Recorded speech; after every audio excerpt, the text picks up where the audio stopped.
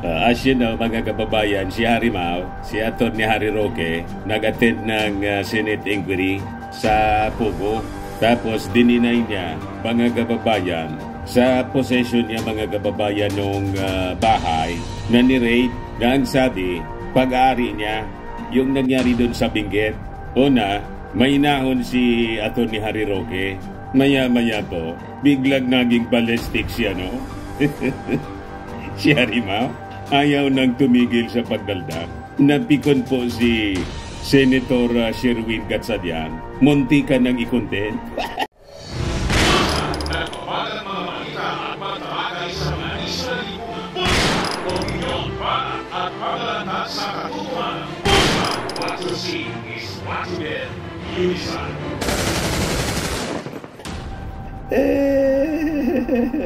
Ito po si Harry Roque, mga kababayan.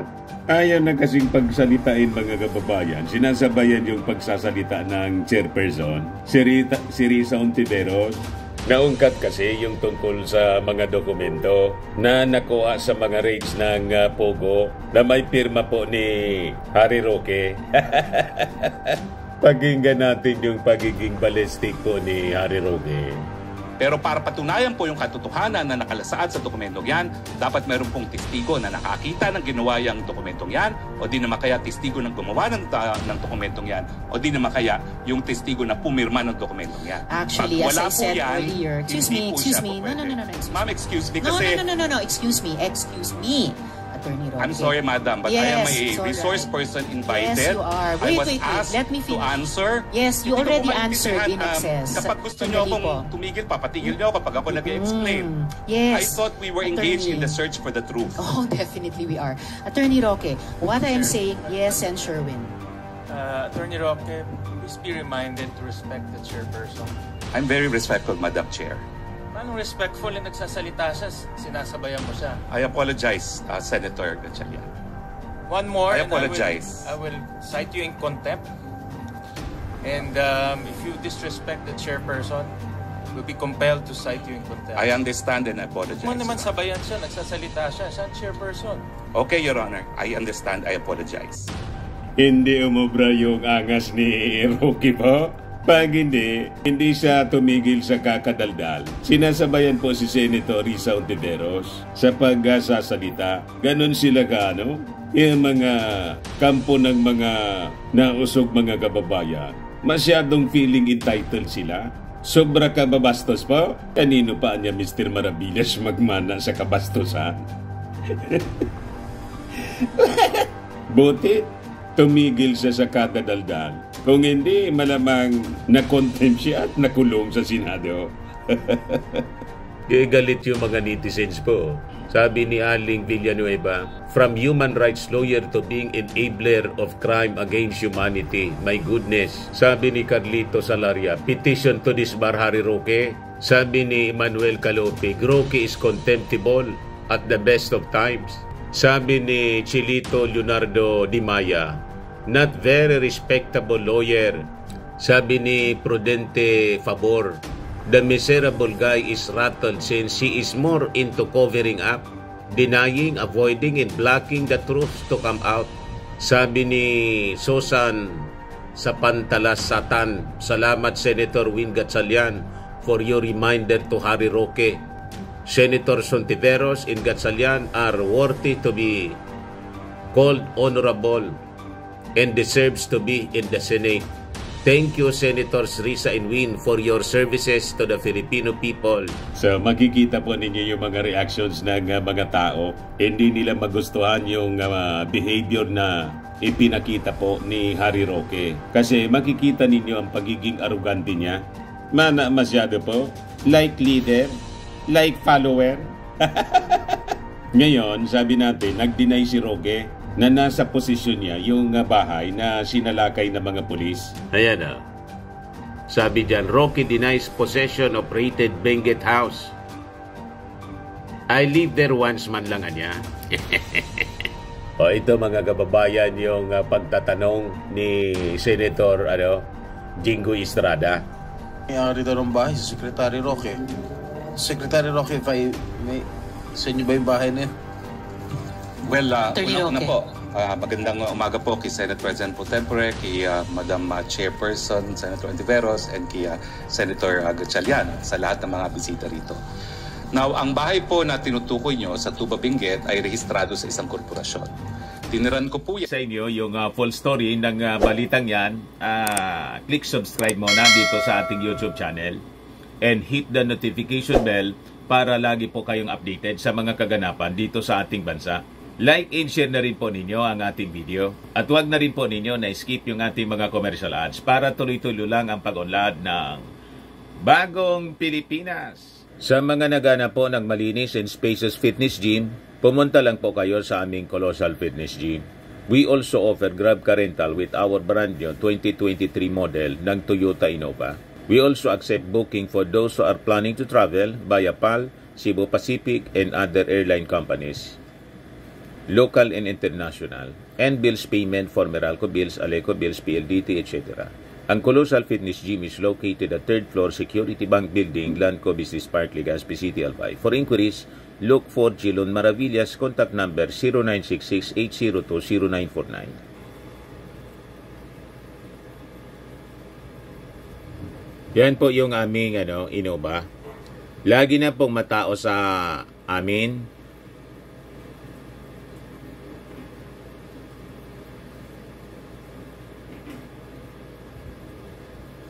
Yan po mga bagong clients namin.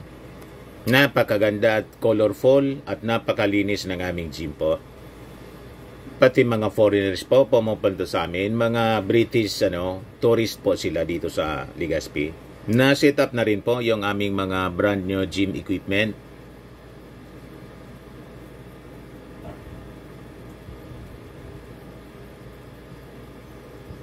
May treadmill na rin po kami. Ito naman po yung bago naming product na binibenta online. Eye Glow Serum, whitening po siya. Tingnan ninyo yung epekto sa aking anak na architect before and now. Yung mga inquiries po ninyo, dumiretso na lang kayo sa kanyang Facebook account, Riz Maravillas. Ito naman po, Firmax Firming and Lifting Cream, pinapahid po sa mga pulses in affected area. Mainam po sa paninigas ng mga kaso-kasuan. Ito naman po, Automax Radiant Serum. Sa mukha naman yung application, anti-aging po siya. You will look 10 years younger than your age. Sa mga cancer patients naman po, baka lang gusto ninyo itong itry. Neng siya red mixed fruit drink. Hindi mo po siya gamot, food supplement siya. Kaya lang, gawa siya mga kababayan sa goji berry. Yung goji berry may anti-cancer properties. O ngayon, yung mga inquiries ninyo, dumiretso na lang kayo sa aming messenger sa Facebook para masagot namin agad. Ayos pa? Ayos na ayos niya, Mr. Maravilla. yan nung ako po'y umalis ng gobyerno, and I do have an interest in the corporation that owns it. No? Pero wala po sa akin ang possession ng bahay na yan.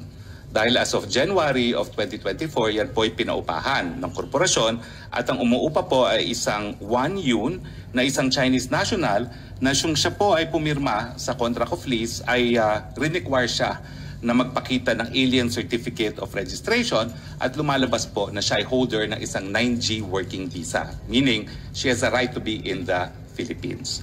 So ang rehistradong lessee po dyan, at yan ay rehistrado rin sa Homeowners Association ng Subdivision para sila ay makapasok, ay itong babae na isang Wan Yun. Kaya nga po, nung sinabi nila na sinalakay ang bahay ko at may mga wanted ang mga bosses doon, ako po'y talaga nag-conclude na meron talagang pilit na naninira sa akin.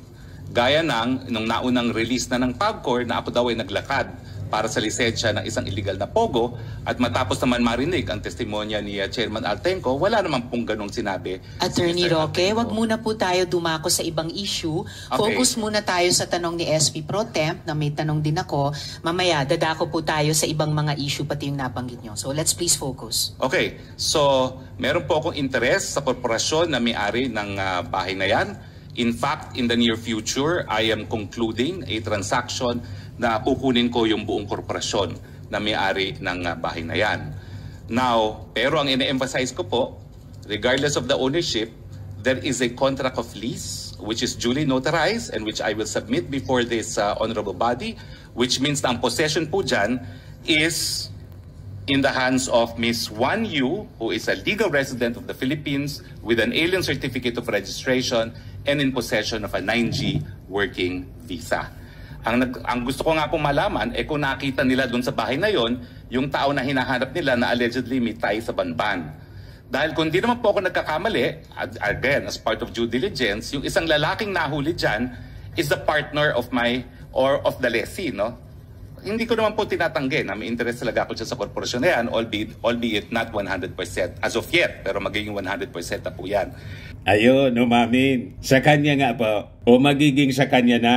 Pero parang sa kanya na rin po. Kasi may interest siya dun sa kumpanya na may-ari ng bahay. So makikita na mga kababayan kung ano ang koneksyon talaga ni Harry Roque sa mga activities ng Pogo dito po sa ating bansa. So hindi ko anya dinideny that is a house that I have interest in. Tumiraan niya ako dyan sa bahay. Ang sinasabi ko lang po, pinapaupahan ko po yan.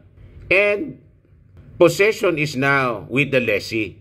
But anyway mga kababayan, hindi pa man tapos yung investigasyon. Tingnan natin kasi yung mga senador natin is connecting the dots. Kung gaano kalalim ang involvement ni Attorney Harry Roque sa mga activities ng Pogo po. So marami tayong susubaybayan. Meantime, doon po mga kababayan sa banat ni Inday na hinaharas siya ng PNP dahil sa desisyon mga kababayan ni General Marbil na recall yung kanyang security. Sabi ni Inday, wala man daw siyang problema. Wala siyang problema pero nagagalit siya. Tantrum suli si Inday po. Yan sabi niya rito. Wala akong problema sa pagbawi sa mga PNP personnel bilang security team ng Office of the Vice President. Ngunit may problema ako sa mga kasinungalingang ipinapahayag sa taong bayan, lalo na kung ang mga kasinungalingang ito ay mula mismo sa pinakang mataas na opisyal ng kapulisan. Galit na galit si Inday. Wala daw siyang problema pero galit siya. Parang lang yung pagbawi ng confidential funds. Pare-parehas yung reaksyon ni Inday. Okay lang daw sa kanya, pero galit siya. Hindi pa magkontento si Inday nang napakarami niyang security. Close to 500 yung security niya. 75 lang yung recall. Nagagalit na siya. Kaya sabi po mga kababayan ni dating Senador Trillanes, may topa kanya si Inday. Sabi rito, the open letter of BP Sara is wrong on so many levels. But let me just summarize my conclusion. She is an entitled, privileged child having temper tantrums because her security detail was reduced from almost 500 to 300. This shameful display of psychological instability clearly makes her unfit for BP. Imagine nyo na lang kung maging presidente yan, may tupak. Binawasan lang yung security. Napakaliit na numbers mga kababayan. Imagine, close to 500. Nung panahon ni Leni Robredo, yung security po ni Leni, 75 lang. Ayan po, security personnel ni Leni Robredo, 72 nga pala, hindi 75. 72 personnel lang. Si Inday, 433. Binawasan ng 75, 358 security personnel. May reklamo pa siya. Ang tawag niya sa pagbawas ng kanyang security ng Philippine National Police, political harassments daw. At ang tinutumbok ng kanyang mga propagandista, ang utak yung ating Pangulong Bongbong. Ganon katindi. Ayan man lang po, mga kababayan. Ako po si Dante Maravillas. Bye-bye. God bless.